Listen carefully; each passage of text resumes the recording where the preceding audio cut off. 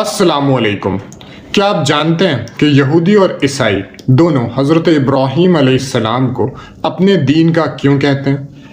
سورہ آل عمران کے رکوع 7 میں اللہ تعالیٰ نے اس تاریخی ہسٹوریکل بحث کو ایک ایسی لاجک کے ساتھ جواب دیا ہے جس نے سب کو خاموش کر دیا۔ بسم اللہ الرحمن الرحیم۔ اہل کتاب بحث کرتے تھے کہ ابراہیم علیہ السلام ان کے راستے پر تھے۔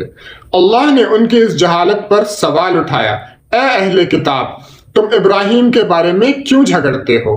حالانکہ تورات تورا اور انجیل گوسپل تو ان کے بہت بعد نازل ہوئی۔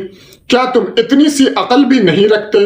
یعنی جو دین جوڈائزم اور کرسچینٹی بعد میں بنے، حضرت ابراہیم علیہ السلام ان کا حصہ کیسے ہو سکتے ہیں؟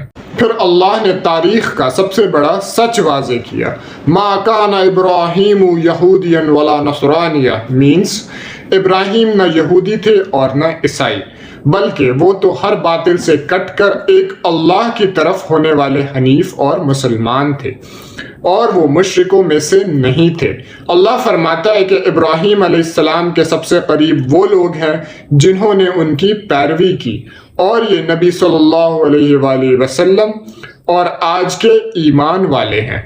اس رکوع کے آخر میں اللہ مسلمانوں کو الرٹ کرتا ہے کہ اہل کتاب کی ایک جماعت چاہتی ہے کہ تمہیں گمراہ کر دیں، مگر وہ خود اپنے آپ کو گمراہ کر رہے ہیں۔ لیسن، اللہ کا سخت حکم ہے، حق کو باطل کے ساتھ مت ملاؤ اور جان بوجھ کر سچ کو مت چھپاؤ۔